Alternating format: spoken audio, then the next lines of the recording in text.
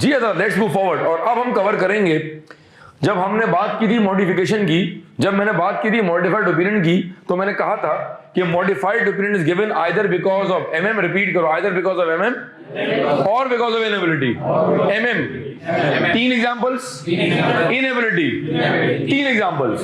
MM policy का मसला, treatment का मसला, डिस्क्लोजर का मसला, और ये मसले हमने यहाँ वर्डिंग में देख भी लिए हैं, लेकिन लेक्चर नंबर 1 में मैंने इनएबिलिटी नहीं बताया था कि सर इनएबिलिटी में 3 बातें कौन सी हैं। अब मैं बता रहा हूं, सुन लो, रिपीट करो। इनएबिलिटी टू ऑब्टेन सही, सफिशिएंट, अप्रोप्रिएट, ऑडिट, एविडेंस को प्यार से क्या बोल रहे हैं, सही। कहो 3 examples. Limitation by management, limitation by management, limitation by circumstances beyond the control of entity, और तीसरा है because of nature and timing of the auditors procedures. मैं एविडेंस नहीं ले पाऊंगा 3 वजूहात की बिना पे, या तो लिमिटेशन बाय मैनेजमेंट है, या तो लिमिटेशन बाय सर्कमस्टांसेस है, beyond the control of entity है, and the third one is because of nature and timing of the auditors work or procedures। हजरात इसको आए समझते हैं तो हम हैंडआउट पे चलेंगे, पेज नंबर 19 में दिया हुआ हेडिंग से मैच कर लेंगे भाई। इनएबिलिटी टू ऑब्टेन सही, इनएबिलिटी टू ऑब्टेन सही को पुराने बुक्स में, सिलेबस में लिमिटेशन ऑफ स्कोप भी कहा जाता है। आज भी बहुत सारे आंसर्स के अंदर लिमिटेशन ऑफ स्कोप का वर्ड दिया हुआ, जो कि गलत नहीं है, वो सही है। तो पहला पढ़ेंगे आप, circumstances beyond the control of entity को पहले मैं समझा देता हूं, रिपीट करें। मैं एविडेंस नहीं ले पाया बिकॉज ऑफ ऐसी सिचुएशंस जो क्लाइंट के इख्तियार में भी नहीं थी। मिसाल के तौर पे गोदाम में आग लग गई, गोदाम में आग लग गई, 2 महीने के अकाउंटिंग रिकॉर्ड जल गए। जिस जगह पर क्लाइंट का प्लांट था या फैक्ट्री थी, वहां पर जो है सामने बॉर्डर करीब था, जंग के हालात पैदा हो गए, आर्म फोर्सेस ने जगह टेक ओवर कर ली और उन्होंने सारी इन्वेंट्री साइड में कर दी और अपना वेपन और अपने मिलिट्री वहां खड़ी कर दी आपने। हम जाकर इन्वेंट्री काउंटिंग नहीं कर सके क्योंकि हालात ऐसे हो गए। Limitation by circumstances beyond the control of entity. Earthquake आ गया, कोई ऐसा नेचुरल डिजास्टर आ गया, कोई फोर्स मेजर इवेंट हो गया जो हमारे इख्तियार में नहीं था, जिसकी वजह से हम चीजों को वेरीफाई नहीं कर सके। एक और एग्जांपल देता हूं, आप ऑडिट कर रहे हैं, एक क्लाइंट है जी, जनवरी 2023 15 तारीख सुबह 11 बजे आप ऑडिट कर रहे हैं, अचानक से क्लाइंट पर नैब का छापा पड़ता है और साथ में आ गए एफआईए वाले, साथ में आ गए आर्मी वाले। अब आप कुछ नहीं कर सकते, वो सारा अकाउंटिंग रिकॉर्ड डेटा उठा के ले गए और मैं और क्लाइंट चीखते रहेगा, भाई जीएल तो दे दो, भाई ट्रायल तो दे दो, भाई लैपटॉप तो दे दो, भाई ऑडिट तो करने दो। वो कह रहे जो शोर करेगा उसको भी साथ लेके जाएंगे। मैंने कहा भाई ले जाओ, इसे तो अपने हाथ में है। मैंने कहा भाई आप सारा रिकॉर्ड ले जाओ, हमें ये छोड़ दो। इसका मतलब है हम ऑडिट नहीं कर सके क्योंकि सारे रिकॉर्ड नैब और एफआईए वाले उठाकर ले गए। अब पढ़ने जरा, circumstances beyond the control of entity की 3 एग्जांपल्स। पहला, fire, flood, storm etcetera. Example, accounting records have been destroyed by the fire. नवंबर में गोदाम में ऐसी आग लगी भाई, इसमें 6 महीने के जो सारे वाउचर्स थे, रिकॉर्ड था, बैंक रिकॉर्ड थे, वो सारे के सारे जल के खाक होके मलाई बोटी बन गए। अब क्या करें भाई। Second point, assets have been taken over, seized by government। जी, assets have been taken over और सीज्ड बाय गवर्नमेंट। एसेट सारे के सारे गवर्नमेंट ने कब्जे में ले लिए।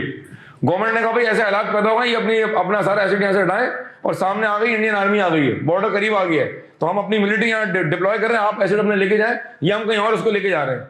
और अपनी ऑडिट टीम से कहें कि इन्वेंट्री काउंटिंग बाद में करेंगे, अभी हालात खराब हो गए। तो हमने ऑडिट टीम से कहा भाई आप इन्वेंट्री काउंटिंग करने मत आए क्योंकि गोदाम में इन्वेंट्री नहीं है। मैंने कहा क्या है? कह रहा बारूद है, बारूद, आओ फट जाओ। लिहाजा इन्वेंट्री काउंटिंग पॉसिबल नहीं है। क्यों? Because of circumstances beyond the control of entity. कभी कभी जिंदगी में ऐसा होता है कि सर्कमस्टांसेस हो जाते हैं beyond the control of entity. ये मैं नहीं कह रहा, शाहरुख खान ने कहा है, दिल तो पागल है। एक और आ गया, कह रहा दिल तो बच्चा। अब किसकी बात पे विश्वास करना है, ये सवाल एमसीक्यू में आ सकता है। आगे चलें जी। Third, Accounting records have been seized by government. Accounting record have been seized by government. मैं पढ़ा रहा था, अचानक से इसका दिमाग खराब हो गया, इसने कहा ये सब ले जाओ से, उठा लो सब, ये लेके चला गया। अब मैं कैसे पढ़ाऊंगा, या अल्लाह क्या हो रहा है, इसने मेरे सारे अकाउंटिंग रिकॉर्ड क्या कर लिए, सीज कर लिए। नैब का छापा पड़ा, एफआईए वाले आ गए, रेंजर वाले आ गए, सिर्फ एक नहीं है, सिंध पुलिस बहुत ज्यादा बिजी थे कहीं और, सब के सब रिकॉर्ड ले गए। इसका मतलब हम ऑडिट नहीं कर सकते, क्यों? क्योंकि क्लाइंट के जो अकाउंटिंग रिकॉर्ड्स हैं सारे के सारे, they have been seized by government authority. कितनी एग्जांपल्स थी दोस्तों? 3। इसकी हेडिंग क्या थी? Circumstances beyond the control of entity. Second पे आते हैं जी। सेकंड जो पॉइंट है उसका मसला ये है कि मैं आपको बाद में बताऊंगा, और इस सेकंड पॉइंट में 2 बातें हैं, जरा फोकस कीजिएगा। Circumstances relating to the nature और टाइमिंग, नेचर और टाइमिंग। पेंसिल से नेचर को भी सर्कल कर लें, टाइमिंग को भी सर्कल कर लें। नेचर कुछ और है और टाइमिंग कुछ और है, to be discussed in future, बात करते हैं। सर्कल करने के बाद आप आ जाए थर्ड के ऊपर। आसान है, limitation by management. Management cooperate नहीं कर रही है, डेटा प्रोवाइड नहीं कर रही है, तुम मुझे रिकॉर्ड नहीं दे रहे, तुम मुझे लोगों से मिलने नहीं दे रहे, तुम मुझे कंफर्मेशन भेजने नहीं दे रहे, तुम कंफर्मेशन का जवाब आने नहीं दे रहे। इसका मतलब है तुम कोऑपरेट नहीं कर रहे। अब पढ़ें शाबाश मेरे दोस्त। लिमिटेशन इम्पोज बाय मैनेजमेंट में एग्जांपल दोबारा पढ़ रहा हूं। In this case external auditor is being prevented by management to perform the desired audit procedure. For example क्या?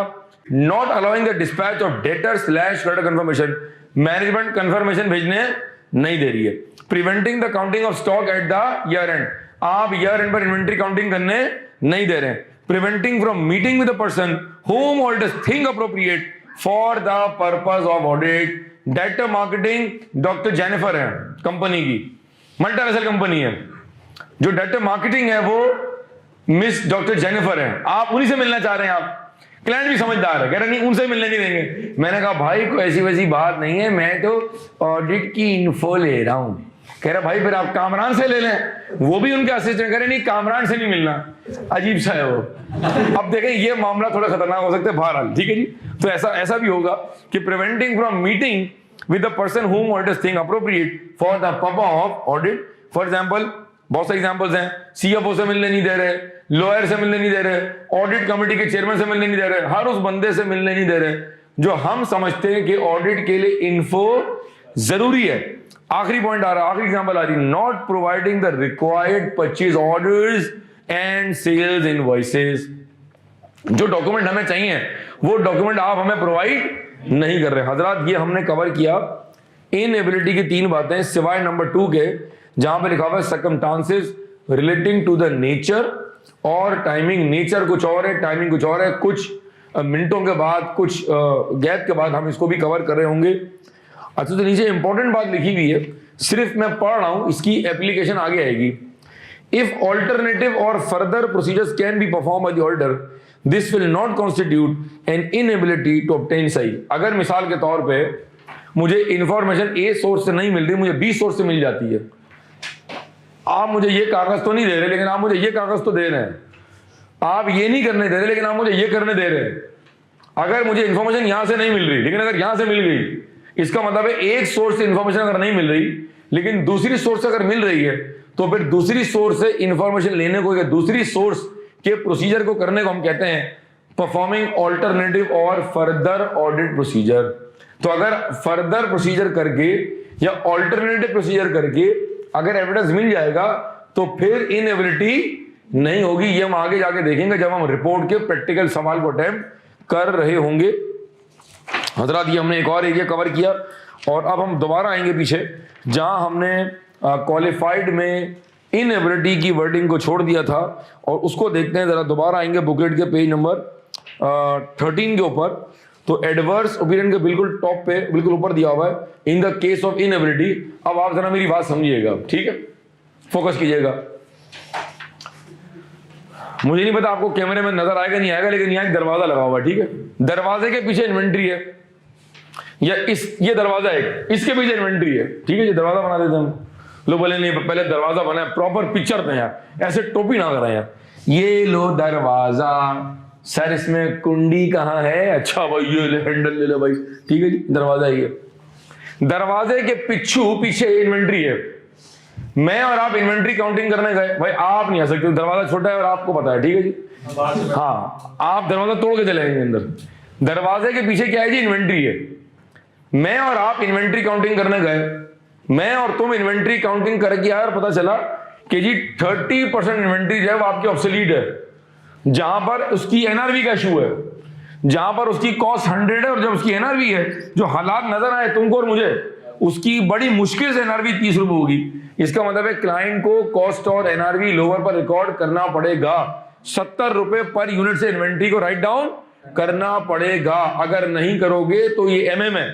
अब डिपेंड करता है कि क्या रिपोर्ट पर क्वालिफिकेशन आएगी या एडवर्स आएगा, वो तो बाद में देखेंगे, ठीक। अभी तो कुछ और समझा रहा हूं मैंने क्लाइंट से कहा भाई इन्वेंट्री काउंटिंग करनी है, जरा इन्वेंट्री काउंटिंग के लिए जरा रास्ता दे दे, जरा हम कल आएंगे। तो क्लाइंट ने इसमें लगा दी एल्फी, और क्लाइंट ने इस किस्म के दो शख्स जो हैं वो बराबर खड़े कर दिए। इन समझने के दो आपने पहाड़ खड़े कर दिए, ऐसे करके खड़े हो गए। मैंने क्लाइंट से कहा भाई इन्वेंट्री कह रहा है, आप लड़ लें जाके देख लें। मैंने कहा भाई इससे बेहतर बंदा मौत को करे लगा ले। अब इस किस्म के दो शख्स अगर खड़े होंगे, क्लाइंट ने कहा भाई इनके देख लें आप, अभी खड़े हैं। मैंने इसको कहा, मैंने कहा भाई क्या सीन है, कह रहे हमारी लाश से गुजरना पड़ेगा। हम भी कराची में रहने वाले, अजीजाबाद के रहने वाले, हम भी गुजर जाएंगे, कॉमन है हमारे लिए। कॉल आनी चाहिए, हाँ उसके लिए कॉल भी आनी चाहिए। इसका मतलब है ये दोनों रास्ते की दीवार बन गए, हम इन्वेंट्री काउंटिंग नहीं कर सके। अगर हम दरवाजे के उस तरफ जाते और इन्वेंट्री काउंटिंग करते तो ये पॉसिबल था कि मैं गलती पकड़ता, लेकिन मैं तो वेरीफाई करने ही नहीं गया, लिहाजा गलती पकड़ना पॉसिबल भी नहीं हुआ। बात समझ आ रही है? अगर मैं कंफर्मेशन भेजता डेटर्स को तो ये पॉसिबल था कि डेटर्स बैलेंस में कोई गलती होती और हम क्लाइंट से राइट ऑफ करवाते। अगर मैं फिक्स एसेट की काउंटिंग करता तो ये पॉसिबल था कि मैं गलती पकड़ता।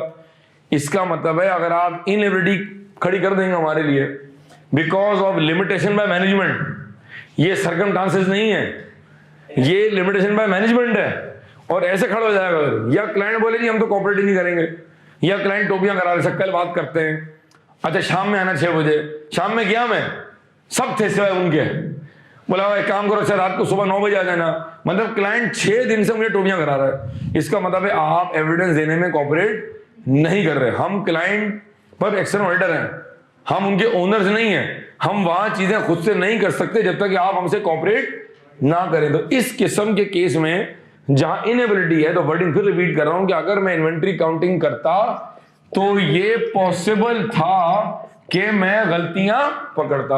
अब जरा आए शाबाश और गौर से देखें हजरात कि अगर आप क्वालिफाइड ओपिनियन दे रहे हैं बिकॉज ऑफ इनएबिलिटी तो वर्डिंग क्या होगी।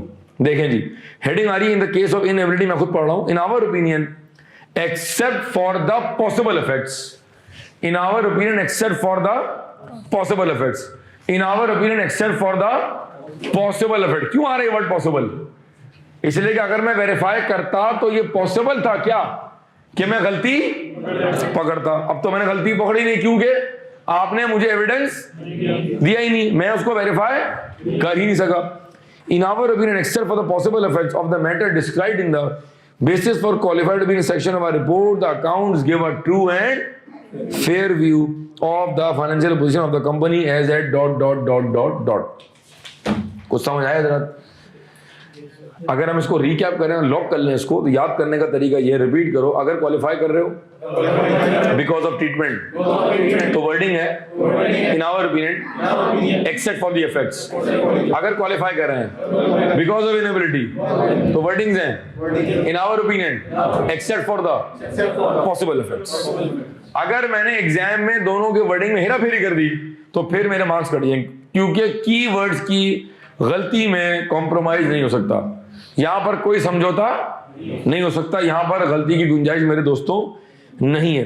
हजरात, हमने इनएबिलिटी भी कवर किया और हमने क्वालिफाइड की जो इनएबिलिटी के केस में वर्डिंग है वो भी देख ली। अब जो हमारा अगला एजेंडा बड़ा इंटरेस्टिंग है, जो पूरा व्हाइट बोर्ड भरेंगे हम, और मैं बताऊंगा कि ऑडिट रिपोर्ट में जब मॉडिफिकेशन आती है तो रिपोर्ट के अंदर इंफ्रास्ट्रक्चरल चेंजेस क्या आती हैं, उसके बाद हम कवर करेंगे ये मटीरियल बट नॉट परवेसिव क्या है, ये मटीरियल एंड परवेसिव क्या है। उसके बाद बताऊंगा कि आप एग्जाम में सवाल अटेम्प्ट कैसे करेंगे, फिर बताऊंगा कि रिपोर्ट के सवाल की ड्राफ्टिंग कैसे होगी।